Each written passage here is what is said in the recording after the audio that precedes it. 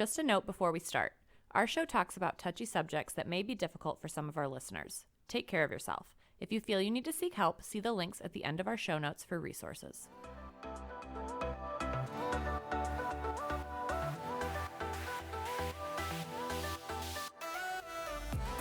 Hey, y'all, and welcome to Touchy Subjects Podcast, the podcast that aims to break the silence that has to come with conversations around domestic and sexual violence. I'm Sean. And I'm Amanda. And today we are discussing season 2 of Hazbin Hotel because Woo! what a season it was, and it was so fun to do the last season 1 on the podcast. So we figured with season 2 coming out, we could do that to end our season with a discussion on Hazbin Hotel season 2. So heavy spoilers ahead if you have not watched it and plan on doing so. Yeah, probably go watch it and then come back and listen to us because we're going to talk about some shit. Yeah, this will not be the way to get the information from season 2 also because Amanda and I have also not talked to each other about how we feel about the season. So we're probably going to jump around a little bit. Absolutely. So starting off though, I just want to know, Amanda, what was your favorite song? Oh God. I don't know. Don't make me like pick a song. It's so easy for me. It's so easy. Okay, what's yours? I love Clean It Up. Okay. Nifty's song when she's trying to help Charlie. Yeah, yeah. I It, love Nifty. yeah. Like she's just such a little chaos goblin. Well, I think the reason I also love Clean It Up is one is a short. It's a super short song, like most of the songs this season. Um, so however you feel about that, one way or the other, but it's just a fun song and dumb, and that's what I want. That's what I yes. want. Yep. That's just fun and dumb. I also really do appreciate that it does give you Nifty's perspective of how she views the hotel. Because she's like, Charlie's telling her, like, tell them what you like about the hotel. And she's like, I like that it's fucking dirty. But in the Japanese, she does talk about how much she respects Charlie and wants her to succeed. So she does say nice things, just in Japanese. Right. It's fine. Just read the subtitles and read quickly. I also feel really bad for. So I'll phrase this by saying I enjoy Angel's arc for what they've done with Angel this season. I don't enjoy that there was a bunch of bad things happening to him, but from the perspective of somebody who likes having stories like his in media to help people build empathy for victims, I enjoy that it's there.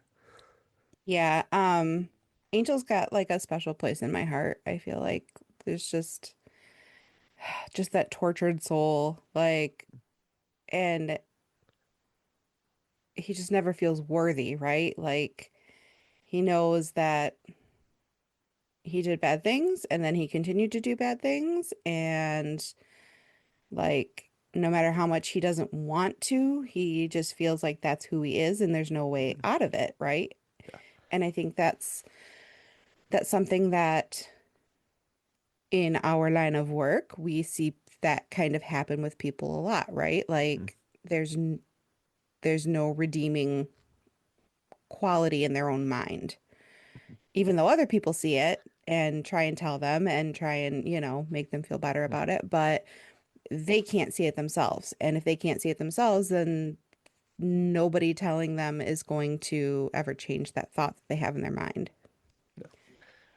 Especially when the person who they're around the most, with Angel being Val, telling him that he is worthless, telling that he is nothing without him, like genuinely making Angel feel like, yeah, I am a piece of shit.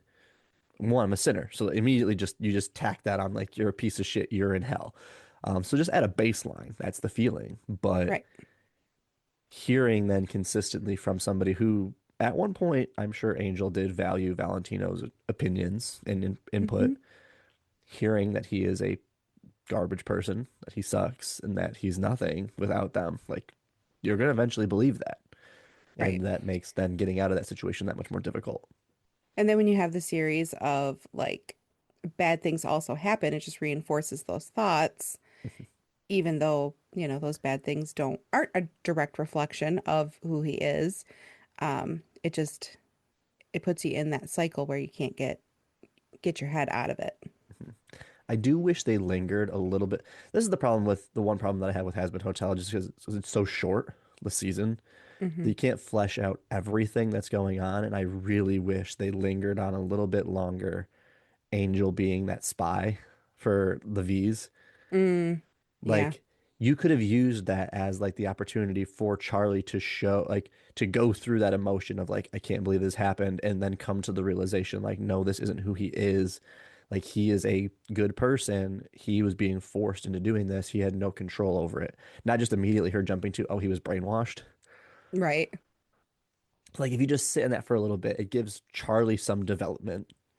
Hmm. And it also gives Angel some development and shows why they feel like he was being brainwashed. Like why this was out of character for him to show that the other characters do genuinely care about Angel.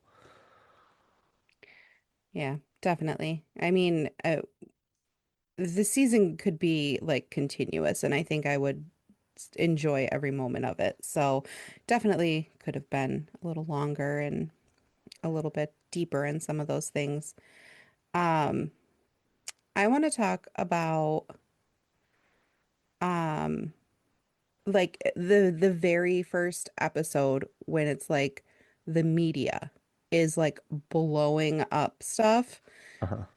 and just like how related that is to like our everyday actual lives Oh yeah. and how we even just had like a podcast episode about the media. So like go back and listen to that too, because holy crap, like right, they want everything sensationalized. They want the viewers. They need that. So in order to get that, they just make things the most outlandish possible.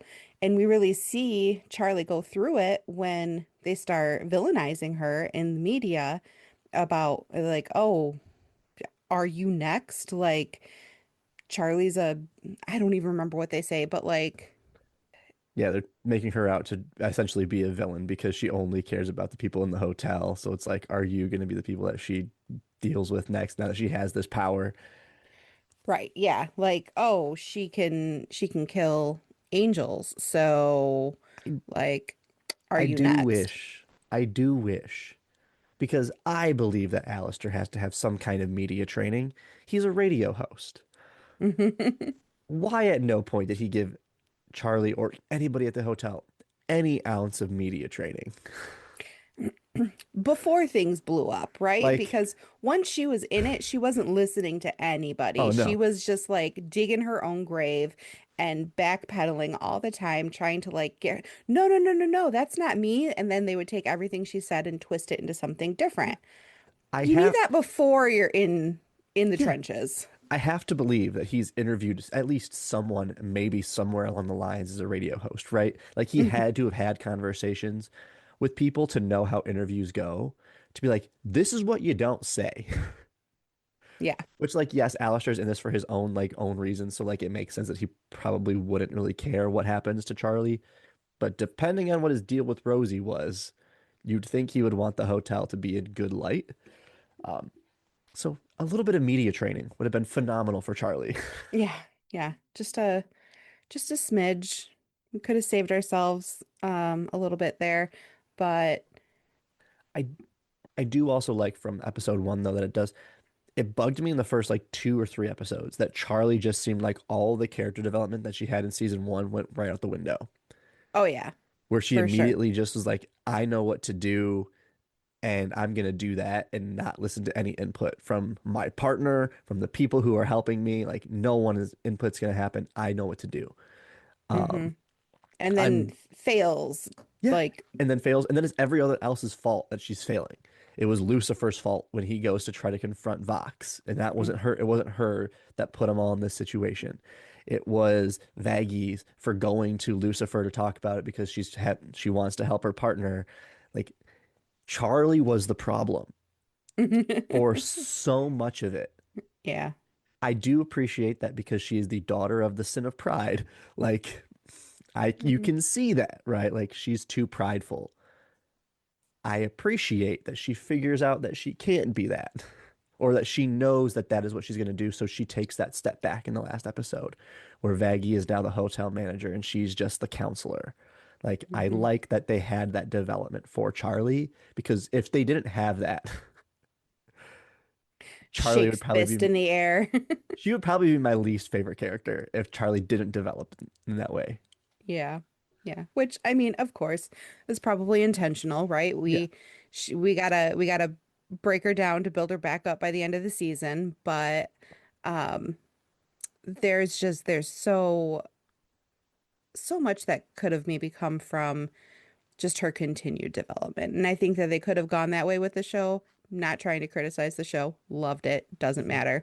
But there were other ways it could have gone. Yeah. I do think it is at least interesting to show how somebody once they're in that situation, how quickly they can spiral. Like, because Hmm. Charlie's whole thing is like she knows that redemption's possible. She's seen it with her own eyes, but because she can't tangibly show that to everybody else, she's spiraling because like, no, I know I'm right. I know Hmm. this is true, but no one's believing me because I can't tangibly show them. And that how frustrating that is, I can understand why she starts to spiral, but it comes Oh at the yeah. detriment of like everybody else. I spiral for far less. So it's it's And she definitely understandable. I also this also just brings up again why another reason I feel bad for Angel is like Angel, for all intents and purposes, is a trafficking victim, by the way. BTW. But when we tell people when we're working with victims, like they have to make the choice to leave, we can't tell them what to do. What does Charlie do? She just starts telling Angel what he has to do now. It's the same thing that the V's do to him. So it's not a shock that Angel doesn't want anything to do with the hotel because this was a place where he was supposed to be able to be himself. And now he's being told what he has to do here as well. Like, Right. Yeah, we need you to play this character. We need you to do these things because we want you to be our next redeemed soul, right? And we want to tape it because we got to show everybody. So not only do we want you to go through all these really hard things and do all this stuff, we want to make it so that everyone in hell can watch you go through it. mhm, And, um, I feel like a lot of times people who kind of get pushed into giving their survivor stories feel the same way, right? Like, I got to yeah, go through this and I might not be ready to, and I have to do it where everybody can watch. mhm, That's terrifying. yeah. Especially when like the direct correlation of like Angel not wanting Charlie to know that he's in hell because he was a murderer or because he murdered someone and his story wanting to remain his story and not get out there for everyone to see and now he has no control over it. Yeah. And we push because we think it's for the better for everyone, right? Like, whatever Charlie's intentions were, I think that they were good intentions in her head, in her heart, Mhm. right? Like, she wanted Angel to be redeemed, but she wanted to take it to a place where they got something out of it too. And that's a no-no. Yeah. The road to hell is paved with good intentions. Oh, da-dunch. I do also like that. I love Penchus. Like Mm, Sir Penchus is just phenomenal. hmm. Um, I love that his song with Sarah, which was not a combination. If at the start of the season you asked me what two characters were going to have a song together, Sir Pentious and Sarah would not have been like the top 50 combinations of sound. Like, and love that song. Because not only is it Yeah. like a good callback to It Starts With Sorry, but I do find it interesting that it is the snake character, which has always been like the allegory for like Satan to begin with in the Bible, is the one who is helping one of the highest angels figure out how she can be redeemed from the mistakes that she's made. Right, right. So just seeing the like flip side of it, where in like the Bible, obviously that the snake is the root cause of Eve and Adam's like fall, where in this case the snake is the cause of like the redemption steps for the angels, and this is fun. Hmm. Hmm. Yep. And I love um just the way that it went with like even the angels need some redemption, right? Like Yeah, everybody does because we've all done things that we aren't happy with looking back on, right? Hmm. Hindsight's 2020. You look back and you're like, oh gosh, I could have done this so different. I could have done this so better. And Sarah's like, what do you mean to tell me that all of these people in hell, all of these sinners could have been redeemed? I just turned my back on them because that was what I thought was right at the time. And you can change. You can change those thoughts when you have new information. Um, so yeah, like it just and just Serpentious. Oh God. Mm. Just a gem. I do. I'm a good boy now. I That is my like favorite for line. I like for Sarah also that she is kind of like the nice reflection of a lot of people who do work intent on helping others. Is like it was really, especially when I first started, it was really easy for me to see myself as a hypocrite, where like I'm educating people on behaviors that you shouldn't do in relationships, knowing that I have gone through my partner's phones before, knowing that I have been jealous in my relationships. So it's like really easy for me to feel like the hypocrite while like, well, how can I help these people when I've done bad things before? Hmm. So, and that can be, everyone hurts people. Like we don't get through life not hurting someone else, Right. but it's, do you learn from that mistake? Hmm. And I think that was a lot of things that Sarah was struggling with this season is like, I fucked up, arguably really bad. Like you've killed hundreds of thousands of demons and sinners. That's fucked up. But it's seeing that she is on that path, on those steps to want to work alongside hell, to not atone for her sin because she wants to feel better about herself, right? Like she wants to atone for this sin because that is the right thing to do. The right thing to do is work now with hell to help figure out how do we help sinners redeem themselves, just like I now have to figure out how I can redeem myself from the mistakes that I made. We'll say gift baskets, not the best way to go about it. Uh, it was a start. But there was really nice stuff in it. It was really nice. Yeah. Uh, but we've talked around one of the best characters this season being Vox. Uh, I maybe it's just because I'm a sucker for I love a good charismatic villain. Like those are my favorite kind of villains. I don't like villains who are evil just because they're evil and they do a bunch of fucked up things. Like I like villains who are, yes, Vox is fucked up, but I love villains who are able to use their charisma and their charm to get themselves into positions where they are now able to enact their master plans.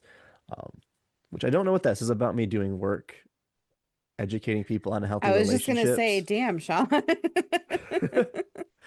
But it's I think that might also be my one of my favorite villain types because of the work that we do. Like it's easy for me to recognize that character, like that's a charismatic villain, Hmm. and like understand how they do their things and how people want to follow them. Like that makes logical sense, right? Right. Like a person who's doing objectively bad things openly to everyone, them getting people to support them and follow them, that's harder for me to be like, that guy's just clearly fucked up, right? Like Right. at least Vox shows that he can be charismatic to like that logically, yes, the cult leader makes sense. People want to follow him. But yeah. Yeah. And well, it also it gives people watching um that that path to follow, right? Like we see how everybody is like, oh, all this charisma and I want to listen to him and I want to do these things. And then, oh, wait, yeah, all this stuff that was going on in the background was super shitty. And we hope that people can take that and see that then in their own lives, right? Like, not everybody who is just super charismatic is a good person. And sometimes they're doing some really fucked up shit in the background, and you have to pay attention to those things too. Yeah. Vox is a great example of how abusive people end up abusing people. Like how Hmm. they gain that power over them, how they On manipulate like a them for their mass needs. level, right? Yeah, yeah. And it's so I love that from the perspective of like our work because like Vox is like just the perfect example of it.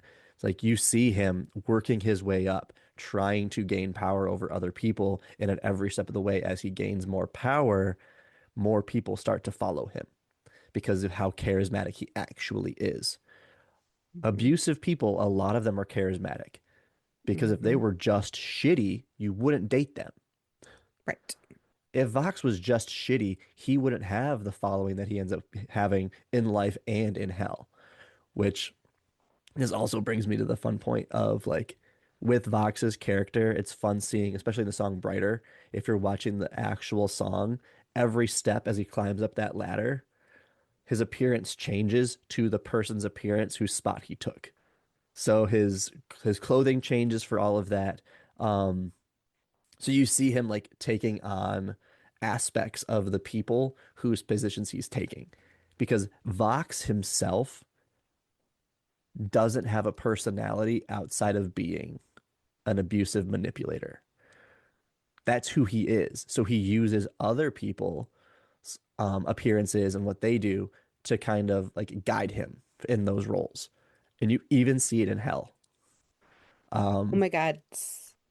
Go ahead. Sorry. so in Vox, so the first time you see it is when it's a direct like link from Alistair and Rosie's song, Don't You Forget.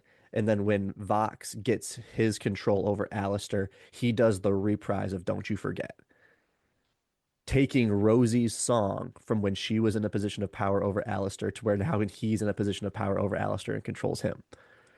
And then you see it again from Vox Populi when Lucifer is singing. Lucifer's segment in Vox Populi is Vox's segment of song in Vox Die.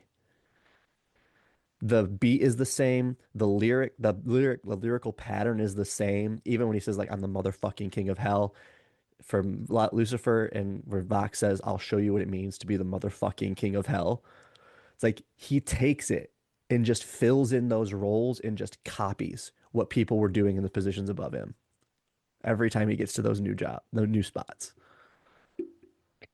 Okay, so I know this doesn't have anything to do with Hazbin Hotel, but literally everything you just talked about, everything you just described, I just watched Sean Combs' The Reckoning. It is exactly what happened with Diddy. Hmm. He took everybody else's roles, like all of their talent, all of their whatever, like, and he just made it his own and he just kind of like snatched it from everybody. Yeah. So there's a perfect example of how Hazbin Hotel and real life Uh-huh. coexist. Yeah. I mean, we could also talk about like the really obvious like part where Vox even says like, "We'll make hell great again." Like, there's the clear obvious parallels, right? But the clear and obvious parallels aren't the really fun ones to talk about because it is like showing like abusive people abuse because they want power. They abuse because they want control over other people. And it's really easy to see that where in Hazbin Hotel, like the whole point of like how you gain power is having power over others. Like that's just how it works, right? Hmm. But it's so funny to see how you can go two different routes with that. Charlie easily could have ended up on Vox's path. And that's like the whole point of the season is like showing these two, Charlie and Vox, being parallels of each other and how they're like doing stuff. Because Vox and Charlie have the same character flaw. They both believe they know what's right. And they both believe they're the ones who are going to be in the right and know what to do. Vox never figures out that maybe he needs input from other people to actually get his goal and needs to lean on people in the sense that I need to treat if he treats Valentino and Velvet as equals throughout this and not like he's their rule like he rules over them, they probably succeed. Like they Right. don't fail if he's willing to treat other people as his equals. Charlie figures that out, albeit after she destroys most of the friend group. Um, but she figures it out, which culminates in them being then able to come together to save Hell from the inevitable explosion of this machine. So you've got these two characters who want to feel in control and have power, but Charlie doesn't do that in a way that ends up making her be abusive. She's Right. unhealthy for sure, but she learns and corrects the behaviors where Vox has no desire to ever do that because he is narcissistic. Right. He like Vox is literally willing to blow up the entirety of hell and himself along with it in order to just prove that he is the baddest, right? Like, Mhm. I do also find it funny that Alistair laughs in Vox's face when he asks to partner together when they were younger, when Vox was younger, knowing full well that Alistair only has his power because he made a deal with somebody. Like his power isn't his own, clearly, up until like the very end of the season. So knowing that Rosie is the reason that Alistair's as powerful as he is, I'm like, you did the same thing, motherfucker. But again, you have a character who is manipulative, who wants to have power over others, who is abusive in hmm Alistair. So he's not recognizing that because it's like, no, I'm making these choices to gain more power. Vox is doing it because he's not powerful enough without those people. Right.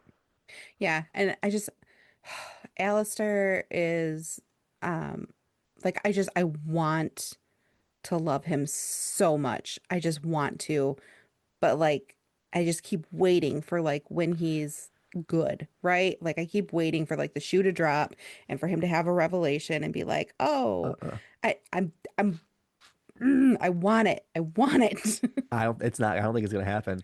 God, I, no, don't I say that. think Alistair is inevitably going to be a villain of a season.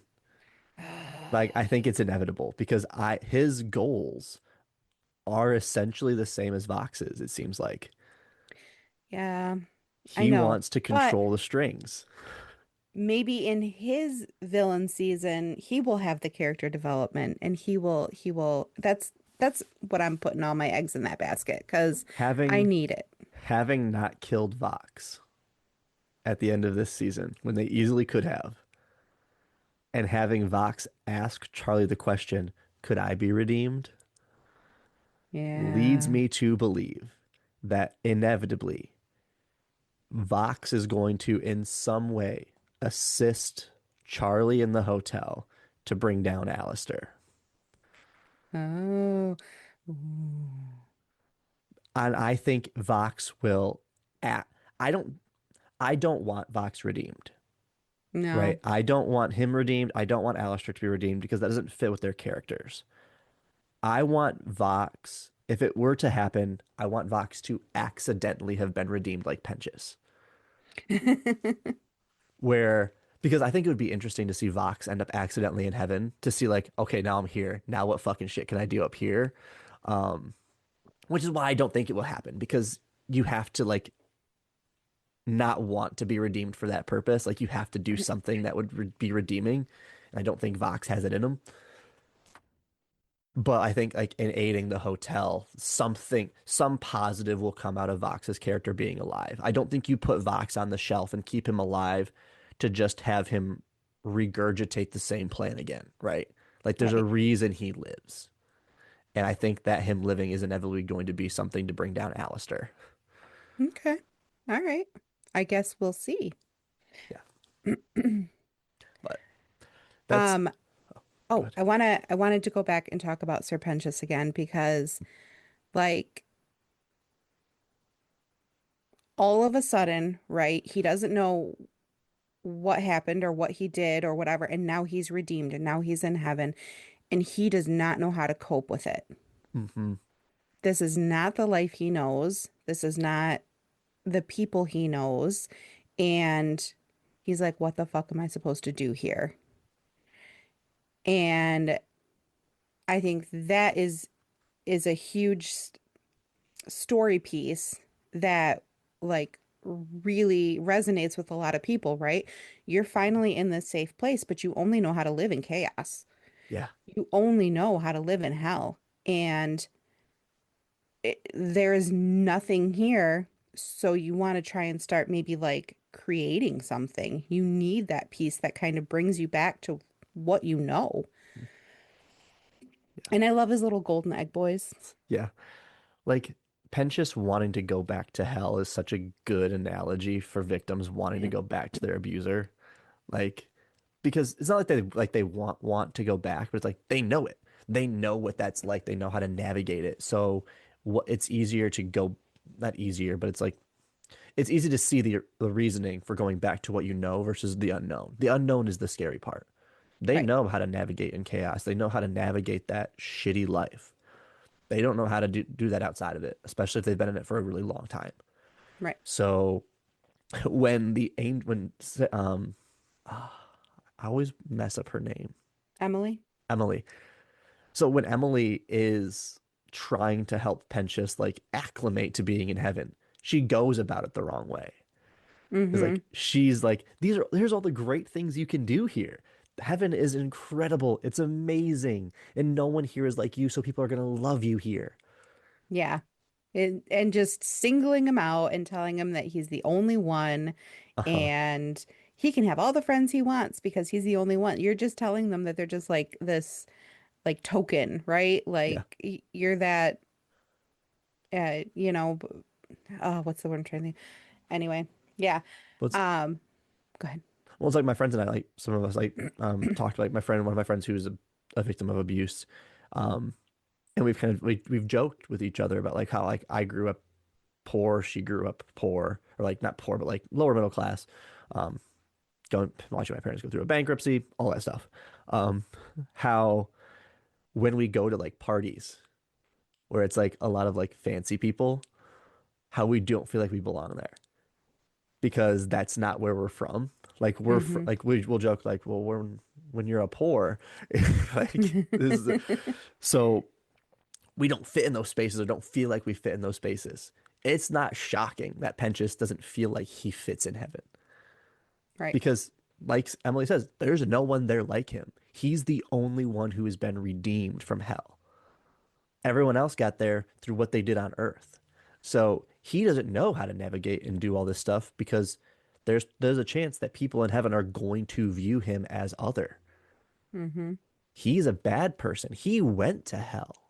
He, regardless of the fact that he's now here and redeemed, he was in hell. He was a sinner. Right.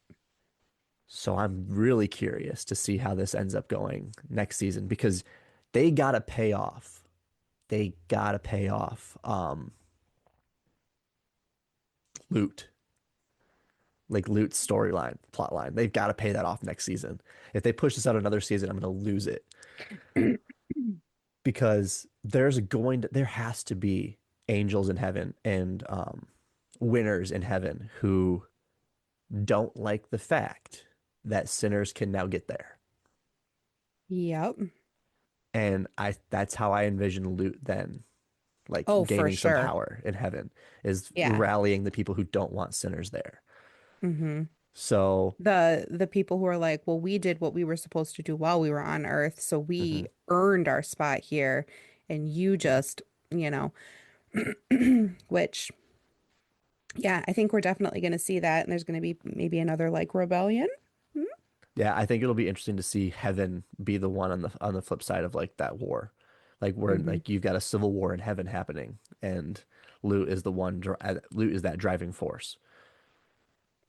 Yeah, that's that's definitely got to happen. We're gonna be wrong on everything because that's how this goes when you're trying to make predictions for things, but that's how I would like to see Loot's payoff because like I genuinely don't see Loot remaining in heaven. No. Like I Loot is gonna go to extremes, and I think those extremes are going to end up making her be a sinner. Yep. Like you're going Yeah. And then we're going to see the flip side of people who were in hell can be redeemed to heaven, but that people in heaven can make those bad choices and then be sinners and get sent to Mhm. hell.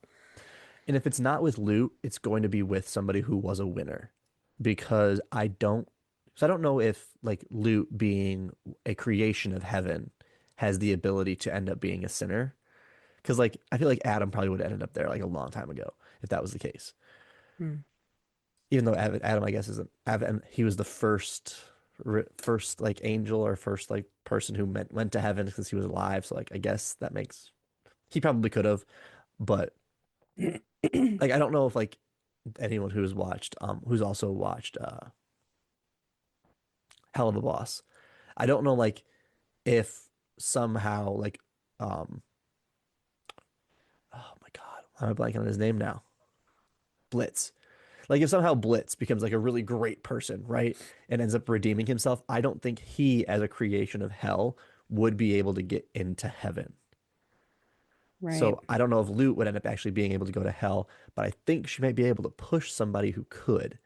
And maybe it's Abel. Mm, yeah. I also think it would be kind of fun to see Abel being the one who was supposed to be the good one out of Abel, Cain and Abel, be the one who ends up falling to hell. I mean, I feel like, ooh, maybe people will start falling from heaven, and then that's how Luke will end up in hell trying to recruit them back, like be like join the rebellion that I've started because you deserve to be back up here because this is where you were supposed to be, and that's where that will come from. I think we're on something here. We are. If the creators of Hazbin Hotel have not started season three, Oh, they give us a absolutely have. call. They absolutely have. Also, there's far more important, bigger content creators out there who talk about Hazbin Hotel, who have wonderful ideas. Yeah, I'm sure they do, but ours is the best. Hey, there's nothing wrong with being prideful. But overall, I think it was a really good season. I think it was really fun. The music, the songs were great. I do wish some of them were longer, but I can't stop listening to Gravity. We we completely overlooked Husk, by the way. Didn't even bother talking about Husk, and Husk is one of my Aw, favorite characters. poor Husk.